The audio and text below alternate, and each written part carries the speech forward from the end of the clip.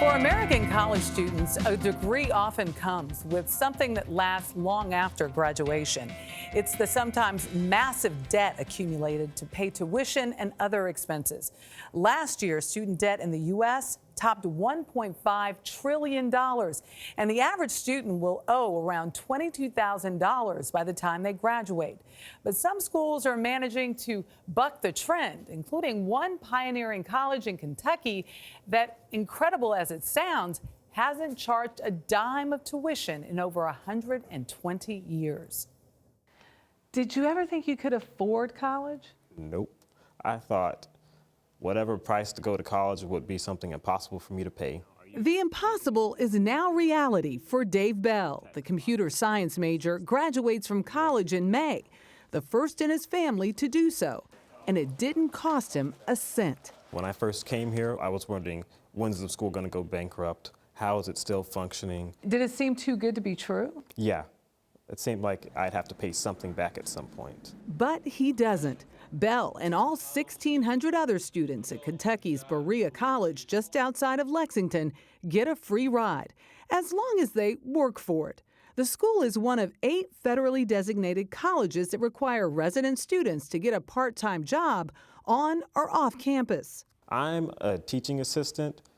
My first job was in dining services as like a food worker, but now I help teachers with grading and I'm a tutor in and outside of class. Did you procrastinate? I did. Students run everything from the admissions office So you can take this sack to the historic inn on campus.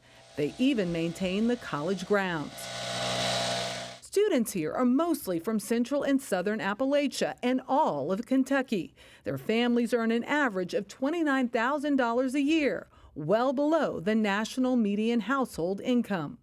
What's your unofficial motto? Ask me about the best education money can't buy. Berea's president, Lyle Ruloff, says that's largely thanks to the school's endowment, which covers 75% of its budget. The federal Pell program, which provides need-based grants to low-income students, and fundraising provide the rest. There are schools which have equal resources to ours on a per-student basis. I think we could be a model for what we call affordability and access. Over the last decade, private university tuition and fees have shot up by 26% to about $35,000 a year. But due to an increase in grants and tax savings, the actual net cost is lower. Still, lower-income families have felt the pinch because of rising inequality and stagnant wages since the recession. Students who are coming from families with higher incomes simply can't find a seat within our student body. Luke Hodson graduated from Berea with a business degree in 2002. Now he's the director of admissions. Our holistic review really tries to determine who has that academic readiness, who has the grit, who's a fit for the institution, because Berea is not for everybody. The idea of asking students to be full-time academic scholars on top of full-time work that's purely embedded into the experience, it takes a student who wants to manage that well to really persist.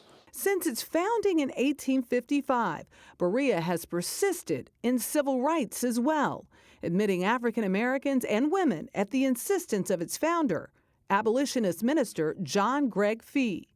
All that changed in 1904 when Kentucky outlawed integrated schools. Berea was forced to create a separate institute for minorities. But in 1950, Kentucky ended segregation, 4 years before the U.S. Supreme Court ruled the practice unconstitutional. How on earth did you hear about this school? Actually, I Googled it. And Berea has opened the doors to international applicants as well, like Alexandra Zvetanowska of Macedonia. This was definitely a life-changing thing for somebody from small country in Eastern Europe to be given a chance to come here. Like, I got to have some crazy good internships. I got to go study abroad. Salim bin Saad is from Tunisia. I will never forget the gift Berea has given me, and I will be giving back in all ways and sorts in the future. Moving forward, Dave Bell says he's inspired by Berea's mission. You've gotten a free education. What does that mean to you? Well, for one, that's a $100,000 investment in my future. After 4 years, that means a lot when I'm about to graduate with no debt. And also that further promotes me into wanting to give back to the community, which is why I'll be trying to go to grad school and become a teacher myself.